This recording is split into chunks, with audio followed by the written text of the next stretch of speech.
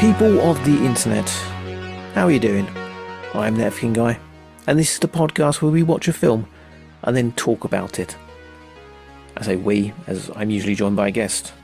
This week, Mark Plant from 100 Things We Learned from the Films, and he's literally just finished watching it. I believe the credits are actually rolling as I'm doing this intro. The film is a student film by an up-and-coming director, Edgar Wright. Because this week, Totalcultzone presents A Fistful of Fingers. I'm the man with no name. I'm a comedian.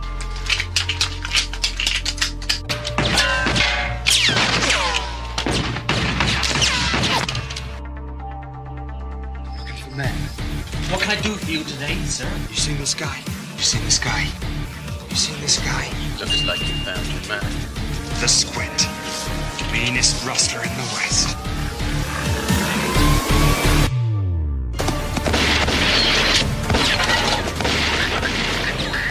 On today's show, we're talking that guy, the other guy, ThatFKingGuy, Mark Plant, some other bloke, and some guy that is probably mates with the director.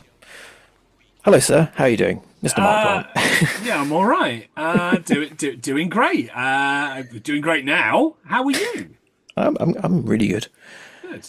Really good. I'm having a good evening of starting the podcast again after a month off. Or it feels like a month off anyway. A month off in real terms, but not a month off in drops. It never is. Yeah. I mean, you're constantly podcasting. You've got how many shows now? 3, 4? 2. Only two? Two constantly? 2 constantly. Hallmark of Greatness, and of course the OG 100 Things We Learned from Film. Yeah, I've had to drop it down because I just can't. 100 Things is exhausting. 100 Things is the hardest work I have ever done for anything that I'm not getting paid for, or that I'm getting paid 25 quid a month for. That's worth it. Oh, absolutely. No, it absolutely is worth it. Yeah. What films have you been covering recently then? We've done some spooky Halloween ones in the shape of the Addams Family, and we're doing Christmas ones at the minute in the shape of Lethal Weapon. It's a Christmas film. Fight me. Doing Die Hard, is that a Christmas film? Is it a Christmas film? Is it a Christmas film or is it not a Christmas film? It's just a film. No it's one a knows. Film. It's a film. It is both a film and not a film. It's Pavlov's Christmas film. It's a Wonderful Life, or is that too?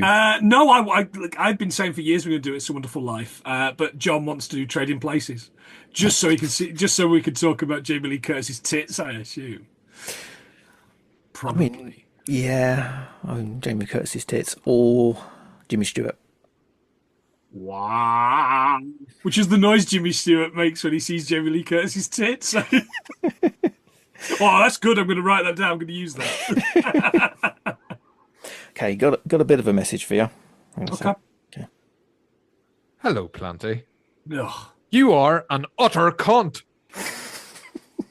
I mean, crossover episode. he's telling us nothing we don't already know. I miss him. I miss him so much, and I've actually got 3 episodes of his podcast to listen to because he's podcasting again, which is astonishing. Absolutely astonishing. I thought he was dead. No, he will be appearing on the show at some point in the future. Fantastic. Father Punk, I thought you were dead. I was. Okay, are you ready for today's rooting tooting cowboy fist fest? God, I'm so ready. I've chosen this for a few reasons. One is that when I relaunched the podcast way back at the start of this season, I talked about highlighting films that you hadn't seen. Mm-hmm. And I wasn't just mocking another award-winning podcast. I genuinely wanted to put films into the spotlight you may not have heard of. A task made so much easier when I'm getting sent new films to review by an agency, obviously. But I also did want to dip into the history and legacy. I thought it might be legacy. Yeah. That I didn't think people have seen. You know, those random films you've seen once and never again. Today's film is one of them. And it ties nicely in with a trend online I'm very happy is happening, the reinvestment in physical media and media archiving. May have seen about. There's been a fair amount of posts I've seen online of late regarding preserving media. A lot of it revolves around a new government coming into power and seemingly aiming to censor a whole bunch of shit. Yeah. Books mainly, important books. Censor or burn? I think the right way of saying it is censor. Burn them in your own house. They do like buying stuff and then burning it. Yeah. Ray Bradbury is absolutely rotating in his grave, isn't he? I read that the week. It's a great book. It's great. Yeah, it is great fun. Yeah. Never been a good version, a cinematic or TV version, in my opinion. Yeah, not so much. Not so much. Do you reckon they'll do one now? No, it's illegal now, isn't it? you can't make a film about burning books when you're actually burning books. Yeah, it's ironic the side that spent years yammering on about how they've been censored and outcast for their views, and it being just like 1984, and now banning the book, which, if you're paying attention, is just like 1984, and that makes you the bad guy. Fuckwits. So yeah, people have been buying all the books to own, so when they burn the Library of Alexandria again, they'll at least have a copy to read in their makeshift shelter in the shanty town made up of used Amazon boxes, underneath the Tesla drones carrying out deliveries of mandated or Amazon groceries, and spying on the populace for anyone daring to wear anything but X merchandise. Man. And far below the city in the sky, inhabited by the billionaire elites that some other dumb fuck dickhead cunt thought was sent by God to save them from expensive eggs. I was hoping it was XFL merchandise. I'm desperately waiting for the second season of XFL. Oh, he hate me. It might happen now she's back in office. Yeah, it's not just scumbag criminal cunts in government doing the censoring and cuts, however. Big corporations continue to snap up rights to TV shows and movies and franchises, altering it, limiting its release, or just straight up putting it in vaults so you can't actually watch it unless you're in the physical copy of it, which isn't always possible to do, but there are ways. Oh, the internet. Yes. The high seas of the internet. But there's loads of examples of disappearing media recently. There was the recent acquisition, talking of WWE, picked up by Netflix in the UK, and they promised to have an extensive library for you to trawl through. Extensive library, which not to the extent that WWE had on their own network, which means a lot of the stuff is being put into a vault that you never see again, Yeah. I mean, there's a whole lot missing from it anyway. Is it there? Is it there now? Because I was kind of thinking it was coming next year, and I'm kind of like, okay, this will be interesting. I'll fill in my gaps of knowledge of wrestling, but I didn't watch a lot in the mid 2000s. But now I'll fill in the gaps. I can't find it anywhere. I don't know if it exists. Yeah, I think it's still got its own network. I think it's until January. Oh, right, okay. Yeah, I'm not too sure about it, but yeah, I just heard about they're going to be vaulting a load of stuff, and it's not such a big deal if you can't watch the random episode of WCKCW Jobber Squatch TV show at 3 a.m. instantly on your internet box. Sure. But it's disappearing media which you'll never see again. It's remember when that time when people were saying like you can find anything on the internet. Yes. Yeah. It's like, you can find anything on YouTube.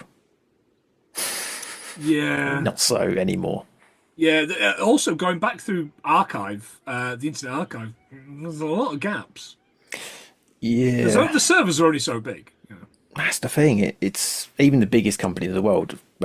Apple, Disney. There you go. Picked up. They got The Simpsons and Futurama. Recently, a couple of cuts happened to Futurama. Simpsons, apparently there's 2 episodes that are not available on the service. Oh, 2? I know there's the Michael Jackson question mark one. I don't know. Oh, 3. Okay. All right, okay. The Lisa Richie birthday, it's not on there because, Michael Jackson, bad lad. Yeah. I think there's one with a Tiananmen Square joke in it. And because they're in China, they said they could have taken the joke out, but they just took the entire episode off. Oh, that's not a bad episode actually. That's got Lucy Liu in it. That's Selma / Patty goes and gets a baby, steals a baby, adopts a baby? Question mark. I don't know where that was. Wow. No, that was kind of like series 16 or something. It's not even. It's just slightly out of my purview. I think there's another one with a joke about something the Chinese government or recognising Nepal probably or Taiwan or some sort of thing like that, and they just took it off the thing. Apparently, the Chinese government said no, it's nothing to do with us, but yeah. But they took them off their So there's like episodes missing of Simpsons. Let's say Futurama. There was a joke cut from one of them recently, and it's not just that. It's like when they get the shows, they make edits, little clips here and there. That maybe not taking the entire thing off, but then there's also cropping because they've got like 4.3 and they've cropped it to be widescreen because people complain that it's not widescreen. Can't watch it. It's disgusting. Yeah, it's unwatchable. And the most egregious one of that apparently is Buffy the Vampire Slayer remastering. Oh, is it? Oh, right. Oh, wow. Because some shots they've panned and scanned, so like zoomed in on bits, and then because the camera focus has changed, they've sort of moved the camera within shot, and it looks a bit dodgy because it's not put care and attention into it. It's just scanned down as bits where they've used because they filmed in 16:9. They've just used that, but then you can see crew members and equipment in the side of the screen, so that wasn't going to be shown. Ouch. And they've also, because they've taken the original film negatives and updated them, they didn't bother to colour correct a lot of it. So it's the scene is completely altered. I mean, it's just careless, isn't it? Yeah. It's just look, you want it, you can have it, but you will have it on our terms. Yeah, and because they've done it, they're not going to go back and do it again. Some people are like, with the remastered Buffy the Vampire Slayer on, I think they may have done it on Blu-ray. They are absolutely, if you're a fan, they're worthless because they ruin the entire show. Right, okay. And I did almost consider going back and going through 7 series of Buffy. Yep, 7 seasons of Buffy. Going through 7 seasons of Buffy again because I loved it. It was great. Yeah, good show. And I thought, we probably could do it now it's on the streaming service, but no, absolutely not. Absolutely not. Yeah, so anyway, let's experience it now. DVD, which a lot of people are discovering again and going to shops and picking up all the physical media. I mean, I'm a big fan of it, as you can tell if you look behind me. Yeah, well, we know, you're always posting about new things that you've picked up and things that you get in charity shops that we can only dream of in charity shops in Carlisle. It's basically it's constant copies of Peter Kay's autobiography, Sharon Osbourne's autobiography, and Dido's White Flag or whatever her album was called, Bouncing Off Walls. Yeah, just have a thing with Rob on that one. Every time we see a Dido in the shops, we take a picture. Yeah. Oh, that's that. Yeah, yeah. Rob sends me a lot of Dido pictures, which isn't as hot as it sounds. Where's she now, by the way? What's she doing now? Did she re-release the album recently? Did she? 20th anniversary Dido album. Yeah. Jesus Christ. David Boreant's video. They're tying it into Buffy in one of the videos. There you go. Yeah, because I used to pick up VHS tapes of stuff before the VHS boom started up again, because I wanted to keep films alive. I burn them onto disc and put them online if no one had them. Turns out all the films I picked up on VHS were being remastered by boutique companies and put it on 4K discs anyway, so there's no point in me buying them. Most of them didn't need a 4K remaster, but it's good to see the films get some love. Yeah, absolutely. Yeah, I've got a lot of the to my right. I've got a lot of Arrow stuff. I quite like the stuff that Arrow put out of stuff that nobody except me and Rachel want. Yeah, but I do have a stack of 80s movies on DVD that aren't too easy to find on streaming, and I've even got a couple that aren't official releases and one that's strictly not legal in this country. Oh, cool. Yeah. I've even got a VHS of a film I don't think has ever been released anywhere else. It might be on Prime now. But yeah, it's one of those films I picked up years ago and it's never been released on DVD, no Blu-rays, no one ever mentions or talks about it, and I'm like, it's one of those films I really like, so I might do it on the show at some point. I just have to find if there's a copy online. Yeah. Yeah, which brings me to online stuff, streaming, and digital bootlegs. Yeah. possibly the only thing I would say is acceptable when it comes to saving the seas. Other people may think differently. Stealing from big businesses like Disney and Amazon. Well, Amazon doesn't really do films. They do TV shows. Oh, Amazon do films. They're just not very good. Amazon do terrible, terrible films. The John Cena Aquafina thing where she wins the lottery and she has to be the lottery winner for 24 hours, but everybody can kill her. It's legal to kill her. It's fucking atrocious. But Cena is 10 out of 10 in it because he is. Because he just puts his effort into everything he does. He works really hard at, and he gets comedy. He gets slapstick. Probably better than anybody acting today, I think. I like Cena. I like him. Yeah, I mean, wrestling-wise, he always a shill. Yeah. But as I was saying, like, these companies have stuff nowadays which they make themselves. Don't make physical copies of. There's the Mike Flanagan stuff. All those horror films, really good. Or the horror series are really good. I don't do physical copies of them that I know of. And if they vault them, that's it. There's no way of watching them legally. Yeah. Despite someone paying for the subscription service for years at that point, you think they should be able to copy them, keep at home. Yeah. So I would say if you've managed to copy the stream and saved it to a hard disk, it's fair game. Those ones. Not talking about distributing it yourself, but if you have a copy of it, might want to share it with a mate if they liked it. Yeah. For personal use. Yeah. Going to call these people who do this the Digital Media Preservation Society. I like that. It's very kitsch and cute now. So that we should be making Jam, or we should be making DVDs of the TV show Jam, which I'm pretty sure is no longer available on DVD. But Jam, Blue Jam and Jam. Yeah. Jam, it's over there. Oh, yeah, it's up there. Yeah. Nice. It's great because it's the Chris Morris design disc as well. It's just Jam on the cover, and that's it. There's no inserts. There's no, but all good stuff. Even the Internet Archive, as you said, has got big gaps in it these days, which not totally its own fault. 'Cause if someone's a copyright holder and they don't want their stuff used, because that was the case with it, it's just putting books online. It's like, I own the copyright right to that. Please don't put it online. Did it too often. But yeah, I've stumbled across a few things recently, which, thanks to the YouTube machine, a few forgotten items from history which have been released, never rebroadcast again, never put on DVD.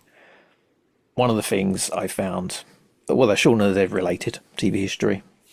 It was a 6-episode TV show called Asylum, broadcast on Paramount Comedy in '95, professional directorial debut of Edgar Wright, who were at the basics of the show with David Williams. Show itself features Simon Pegg, Jessica Stevenson / Hines, Julian Barrett, Northern Lovett, a few other famous faces from UK alternative comedy. Bill Bailey turns up in there for a bit. Based around the idea of Norman Lovett running an insane asylum.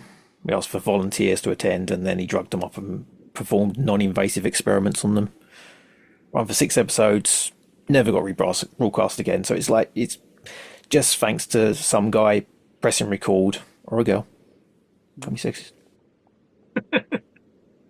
Yeah, pressing record on the thing, taking a chance on it. Yeah. And then years later, uploading it in 2080p to the YouTube. Did it postage stamp, Lego men. I did open it up on the laptop in, was it QuickTime? QuickTime wow. I think QuickTime? Whatever the Apple one is. And essentially, I opened it up as the size it would be, and it is postage stamp. Nice. It's one I never saw, I never had satellite TV at the time. So I've never seen it, and I've only ever seen kind of like clips and things, and it's one of these kind of, along with what we're about to talk about, just something I never was able to be involved in. And it seems a shame, considering I am an absolute stan, as the kids say these days, for the work of Edgar Wright. Okay, well, you'll be able to watch it after we finish recording tonight, and I'll send you the link. Lush. 'Cause Rachel's away this weekend, so that's me sorted. Yep. I also found all 3 episodes of 6 Pairs of Pants. Now, that is something I've heard of, but I don't think I've seen. Yep, Simon Pegg, Jessica Hines / Stevenson, Katie Carmichael, Sally Phillips, and Neil Malarkey, who we'll get to know a little bit later. Yeah. Oh, Sally Phillips, I'd watch paint a fence. She's hilarious. Yeah, that's a basic sketch show, run for 3 episodes. Was mixed, you know, not some of it's funny. But, you know, that both shows never repeated, never given a physical release. Like I say, 2080p copies online, that's the best you're going to do. Yeah. I'm fine with that. So this long-winded introduction is me saying that I'm going to be digging up a couple of things, hopefully in future, interesting rarities from time to time, along with all the other movies that you may not have heard of. You know, the history and legacy of them all, you know. Now you have my interest. Yeah, stuff that's available in places that may not be too easy to come by, but it's out there. Today's film, yep, it's one of those, and one I found when I found the other stuff. It pops up with when you start looking at this algorithm with Simon Pegg, Edgar Wright stuff. I have seen this legally. I went to the last screening of it in 2015. Ooh. Yeah, at the home of the Colton Bazaar in London, and the film's spiritual home, I believe, because it's where it was premiered, the Prince Joel Cinema. Yeah. The film we're talking about is Edgar Wright's debut student film, A Fistful of Fingers.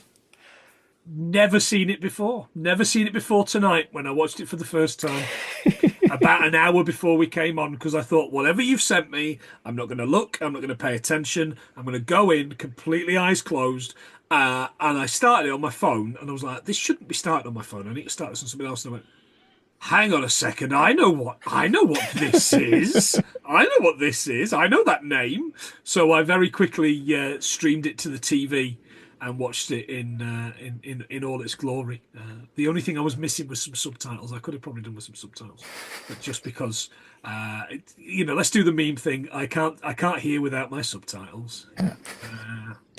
Yep. Fistful of Fingers, a comedy western about a cowboy who seeks a wanted and evil man who calls the death of his beloved horse easy. That's your synopsis, really. That's all you need to know. That's all you need to know in a 1 hour, 16-minute film. Yeah. So this isn't actually officially lost media. Edgar Wright said he really wants to release the film in some form or another down the line with a whole load of extras like commentary and all that kind of stuff. But I can't see that happening for reasons we'll probably get into. Okay. Yeah. Originally released in 95 at the Prince Joel Cinema, and then 20 years later had its US debut as a midnight movie at the Cine Family in LA.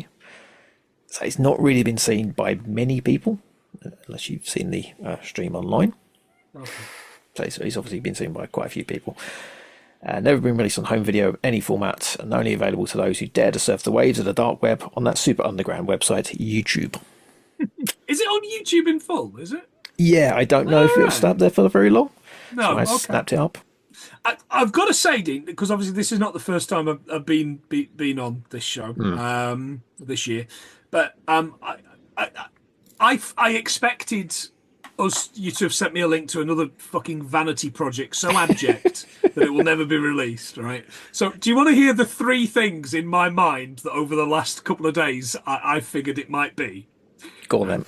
Number 1, a documentary about someone that made it to the second round of Pop Stars The Rivals and was never heard of again. Maybe about how they're now working their way up the South Yorkshire club scene in the 40s. Number 2, a short film from the Cheese Marketing Board circa 1986. It's titled something like, I don't know, Too Gouda Be Forgotten, except it was never released because Amazulu, very litigious. Absolute references for nobody here, by the way. 3, that new Nosferatu film. A film nobody wants, nobody's going to watch, and is only being released because it's cheap. I'm going to see it. I'm going to go and fucking see it as well because it's Nosferatu. But I'm going to sit there the whole way through going, that's not Count Orlok, that's not Count Orlok, that's not Count Orlok. Where's?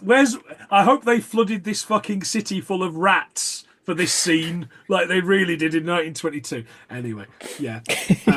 But But you've surprised me with something I've never watched, in spite of being the Stan. I'm one of his biggest fans. And look, very simply, I am proud to stand up and say, I'm going to sit down, but proud to stand up and say, I loved Last Night in Soho. I thought it was fantastic. Yeah, I do as well. I thought it was fantastic. The soundtrack is brilliant. It made me listen to a lot of Cilla Black, which made Rachel hate me, made me hate myself. And it's gorgeous. It looks great. Terence Stamp is perfect. Terence Stamp. God, he's so good. Yeah. Anyway. I'm going to dox myself. I actually pass that pub every time I go to work. It's one of my jobs. Oh, do you really? Yeah. Oh, wow. So all through Soho for it. So cool. So they're all going to be out looking for you now. yeah, They're all going to be standing around in Soho going, "There somewhere. We don't know what he looks like, but we'll find him. We'll look for a man with a voice as smooth as silk. We don't know what he looks like. We assume it's Frank Sinatra." I mean, I do put enough pictures of myself online so everyone knows what I look like. Slaphead with beard. Looks a bit homeless. Okay, back to the film. Sir, can you spare £5 for some conditioner for my beard? So the film, starring Graham Lowe as the lead. Yep. The man with no name, or Walter Marshall, as we later find out. His biggest role came in 2007 when he played the living statue in Hot Fuzz.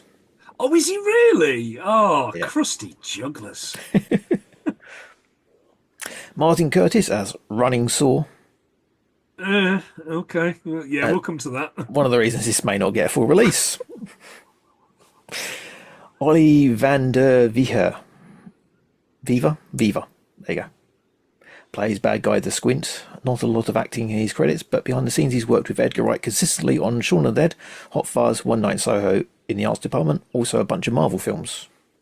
Oh, wow. Yeah. And Amy Bowles plays Yanks with a Fist. Also, I missed that. I must have missed that gag when I was writing something else, because I know they mentioned her name, they introduced her, and I missed the name, and I thought, oh, it can't have been that good. It's good. It's good. and she actually, the IMDb page is top trivia. You might like this, being 100 things you learn from a film. Yeah. Not really an actor, Amy eventually went to play guitar in a bunch of bands in Toronto, Canada, home to Brian Lee O'Malley, creator of Scott Pilgrim comic book, who based the character of Envy Adams on Amy Bowles. Piss off. I'm not buying that. Wow. Didn't know Edgar Wright and Amy Bowles knew each other until they had a meeting for making the film, and Amy Bowles drove past on a bike and said hello to him. And it blew his mind, because it's like that connection in a different part of the world. Is Toronto the smallest city in the world? Isn't it a capital? Or maybe? I don't know. But yeah, there's some big guns in this. You got Neil Malarkey, previously mentioned. He played the Master of Ceremonies in the OK Club. Comedy actor who had a fairly big credit list coming up to this, working with Smith and Jones, Jasper Garrett. And talking about obscure TV shows that you may have to dig around to find, he was in Morris Minor's Marvelous Motors. Oh, I don't need to dig around to find that one. That's all up there still. That is all up there. Okay, who was in Morris Minor's Marvelous Motors? Was it not Tony Hawk? Not the skating boy. Oh, I don't know the name of anybody else, but I remember it's Tony Hawk. Andy not the Serkis. skating guy. Is it Andy Serkis, is it? Yeah, Andy Serkis is in it. Little baby Andy Serkis. Yeah. Never young, though, was he? No. It's that ring. That ring did it to him. Yeah, Neil Malarkey is also close friends with Mike Myers, which is why, aside from a host of old British shows, he's also got bit parts in 2 Austin Powers films. Has he? Yeah, it's pretty much his credit list is like Smith and Jones, Jasper Garrett's Lib, Morris Minor, and then Austin Powers.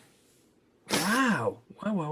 Oh, see, now I'm going to have to go back to Morris Minor to see Andy Serkis. But yeah, wow. Number 1 hit single as well. Yeah, stutter rap. That's right, yeah. Couldn't do that today, could you? No. On the subjects couldn't do that today, this film. Oh, wow. Yeah, we've also got Nicholas Stapleton in it. Fans of EastEnders in the 90s will probably remember Proto Chab Mandy. No. No? I watched a lot of EastEnders in the 90s as well. No. It stood out. Like, No, yeah. they all just roll into one. Danny Dyer, aren't they? It's like Danny Dyer and Dirty Denny Dyer, something. Yeah, these days mostly known for being Rosie the Train in Thomas the Tank Engine. Oh, right. Okay. Bloody women. Women trains, bloody woke in it. Yeah, Thomas has gone woke.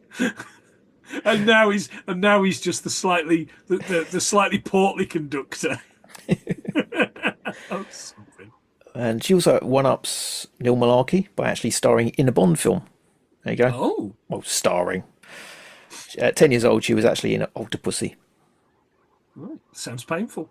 Yeah. And finally, in terms of big stars, do we spoil the ending? Or do we keep people in suspense? I've got a bit. I've not really got a bit, but there's, yeah, I mean, it's your show. I'll leave it to the end and then I'll hand it over to you. Okay. You shouldn't. You absolutely shouldn't. I mean, we do on a regular basis on our podcast, but you shouldn't. You're better than this. Crew-wise, mishmash of folks who got a lot of stuff under the belt or nothing at all. This film, you got Alistair Vardy. He's the only one name stood out for me. Okay. Special effects supervisor in the film. He went on to do special effects special effects technician for Lock, Stock and Two Smoking Barrels and Snatch. Worked solidly on a whole load of TV shows and lesser known movies you've never heard of until 2013, when he worked on A Good Day to Die Hard. Then got World War Z, Kick-Ass 2, The Monuments Men, Victor Frankenstein, and then was on the team that picked up honorary Emmy Awards for work on Game of Thrones, and then was on the team nominated for an Oscar for Dungeons and Dragons movie. Oh, right. Was that nominated for an effects award, was it? Yeah. All right. Okay. So, name just popped out for me. I was like, okay, I know that name somewhere. But aside from, say, Edgar Wright, he's probably the most celebrated one out of the lot of them. Cool. Nominated for more Oscars than Edgar Wright. Really? Yeah. Edgar Wright's not nominated for any Oscars. Yeah, I thought he must have had one, at least. No. I suppose he's got the Disney curse, because he said no to Ant-Man. He upset. But that Ant-Man film is Edgar Wright's film. It's just, I don't know what he'd done. Him and Cornish have got the writing credit. Written by Edgar Wright. And I think the directing thing of it, side of it, it's like it's not an Edgar Wright direction. No, absolutely not. Absolutely not. Yeah. So Edgar Wright has actually said about this film, I think he may have said this at the Q&A, because he did a Q&A after the showing in Princetown Cinema we was at. I was with someone who went, "Oh, I've got to go now." What? Coming with me. I was like, okay. But yeah, he did say it's no Citizen Kane. So what do you think? Because he doesn't say it's that great himself. It's his first film, obviously proud of it for that reason alone. I wrote later on in my notes here somewhere, it's the Lost Monty Python film I always wanted. It doesn't start that way. It starts. I was kind of like, okay, this isn't as fun as I hoped it would be in the opening 10 minutes, and then it just fucking devolves as soon as Easy eats it, as it were. It becomes Holy Grail point 1.5. It's very fun. It's very, and there's nothing gets me as a 44-year-old man, married, listeners, may I add, than Monty Python. It's still great to me. I laugh at Monty Python as much at 44 years old as I did at 9 years old when I was first introduced it. Yeah, I got that myself with the Monty Python stuff. There's also a lot. I think there's the humour's all over the place in terms of what he's doing, because there's old silent movie type slapstick. Yeah, Looney Tunes stuff. Yeah, Three Stooges fight scenes. There's some Zucker Brothers scenes where it's like quick fire gags constantly doing stuff, but not as smooth. But it's, some of them hit, some of them like, But keep in mind, the guy's a teenager. Yeah, that's the thing. The stuff that I made at college when I was a teenager, I would have loved to have done 5 minutes anywhere near this.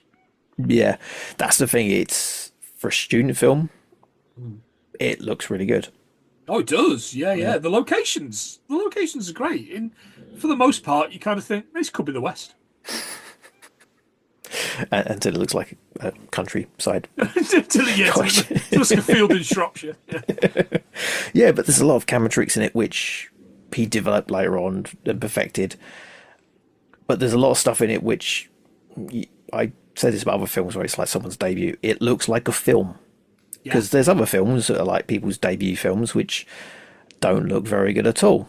No. Not mentioning any names. They have been reviewed by us. Oh, by both of us, yes. Yes, they have. Yeah. But it looks like someone actually established, like an established filmmaker, or at least they've got something under their belt. Because it is shot off film as well. Oh, is it really? Right, okay. Yeah, it's definitely not digital. Unless it's like being compressed over time, but this was 95. Yeah. But it doesn't look like it was shot on video, for sure. Yeah, but there's a lot of gags in there which say Zucker Brothers. There's some as a product placement gag, like Wayne's World, with the coke being pushed on the screen, which I really liked. Yeah, it took me a moment to figure that out. I was kind of okay, what's happening with this coke? And then the hand moves back, and it's just left there. And I thought, okay, that's good. And the it's like, oh, can we come back and do this another take of this? Yeah, sure. Yeah, that's good. And edge of cliff, and then the other side, edge of frame. 10 out of 10. Absolutely perfect. I do like the one-liner. Oh, is that a gun in your pocket? Oh, it's a gun. Oh, I've written that. Yeah, is that a gun in your pocket, or are you? Oh, it's a gun. He's absolutely brilliant. And the other one's come up and see me sometime, and then I didn't write the rest of it. I was like, fucking hell, he's just stealing from everybody. It's so good. There's a bit, and I cannot get. So every now and again, it's not very often for me, I'll watch an old episode of The Simpsons, and I will get a gag that I never really understood as a kid or as a teenager, or I haven't understood in the 15 times I've watched that particular episode until I've watched it now. So, I don't know, there was a fucking John Bull fish and chip shop that the IRA blow up at some point, right? In Springfield. And I think I only got that semi-recently. The John Bull bit anyway. But in this, there's a little bit where when he meets, what's the guy called? Running Saw. Running Saw, yeah, Running Inappropriate. And he meets him, and he offers him a stick of juicy fruit. He says, juicy fruit? And he says, no, thank you. And that is a fucking reference in the episode Metal in Spaced Series 2. And I have never got that, and I never understood what that was. I thought it must have been a reference from Cuckoo's Nest, because that bit is the Cuckoo's Nest thing. I assumed it must have been part of that I just had missed in the 3 or 4 times I've watched Cuckoo's Nest. It's not. It's from this. He offers him juicy fruit. The guy is a large Native American chap. He says no, thank you, and it's this. And I nearly fell off my fucking sofa because something that I have known in my life for nearly 30 years has just been resolved. And I could not be happier. It's like the fucking scales have fallen from my eyes and I've just solved the Da Vinci Code or whatever Tom Hanks does in those films. I don't know. Yeah. Speaking of Running Saw, though, and questionable moments, this is why I don't think it'll never see the light of day on DVD. Because I don't think they quite get to the Downey Jr. wall of acceptability level of irony with Brownface. No, and there is a little bit when there's an explosion where he ends up with blackface. Yeah. Not just like the black makeup on, but the white lips and the white around the eyes. Yeah, it was really jarring for me, and I thought if you are going to release it, you have got to cut that 2 seconds from there.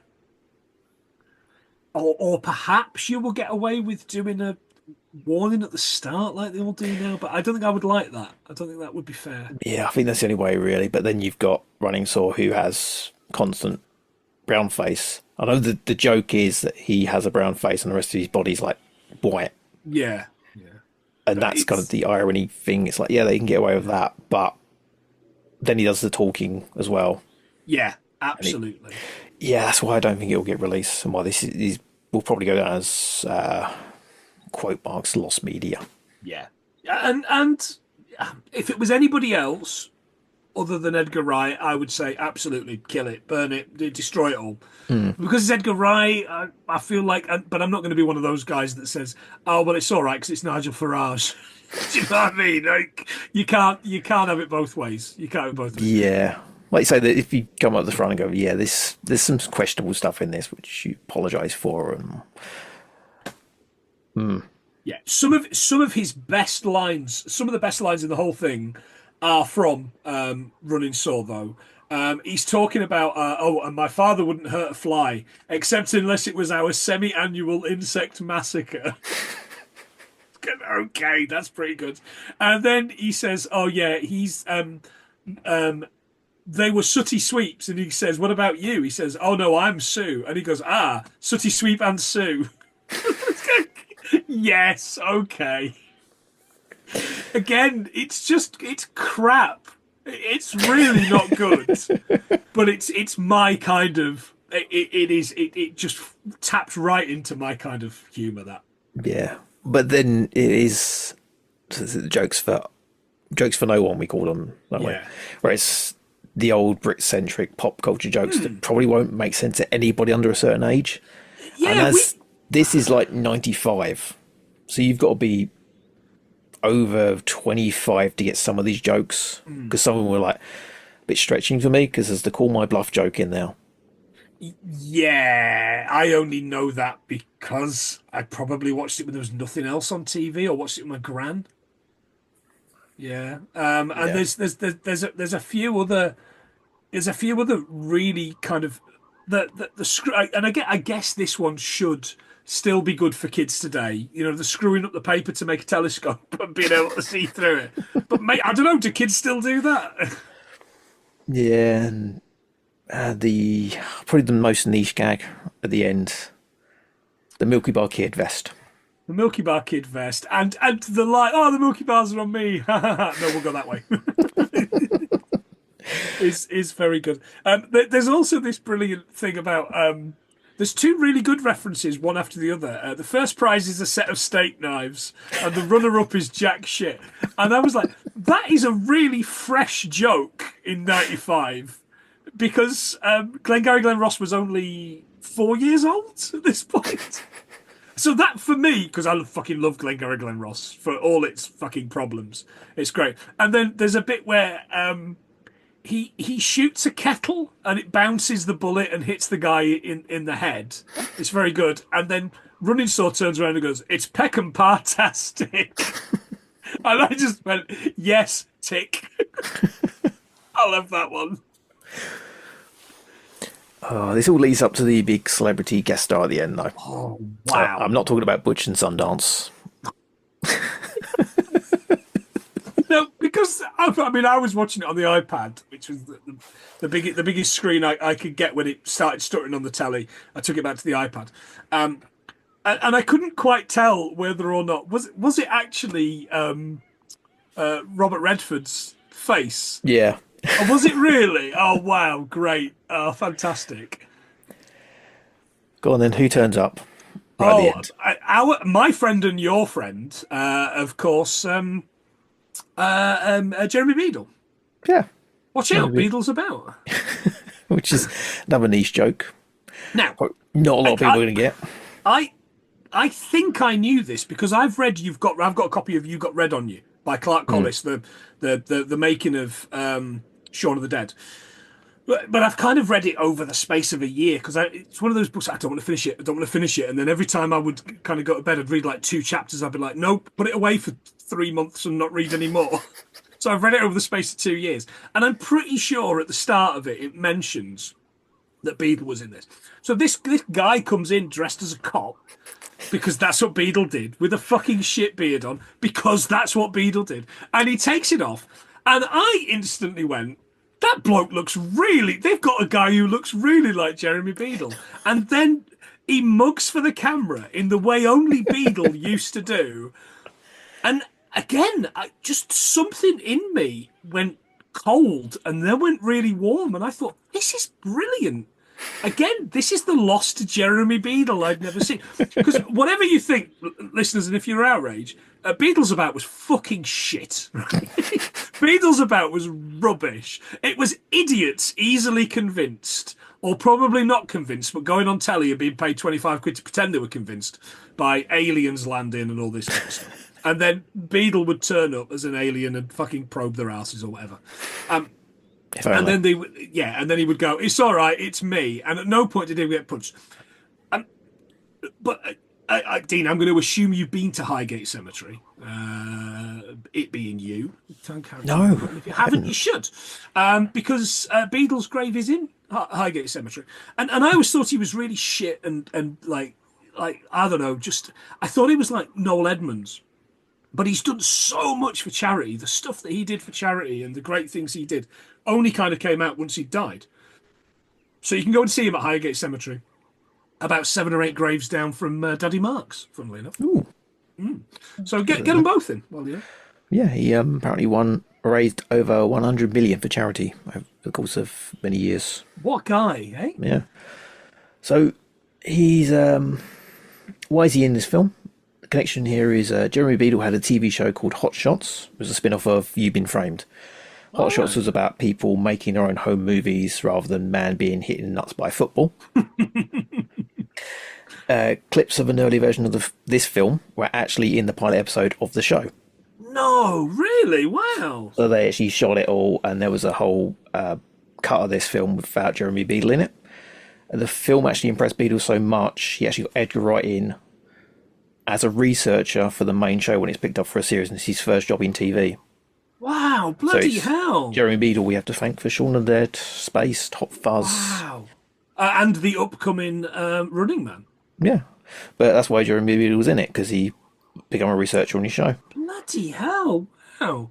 Because it blew me, honestly, it blew me away when I saw him. I was kind of like, I couldn't comprehend how they'd got him.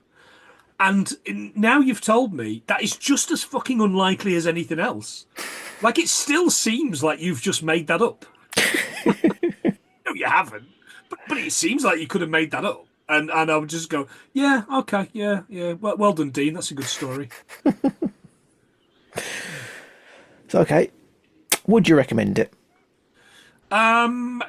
Yes, but not to any of my gay friends, because there's a pretty awkward gay bit in there. Yeah, that as well. Yeah. I did write that one down. It's awkward to recommend, but as a piece of history, I guess if you're into Edgar Wright stuff and you put the caveat in there, it's like it's got questionable jokes, which he probably feels awkward about.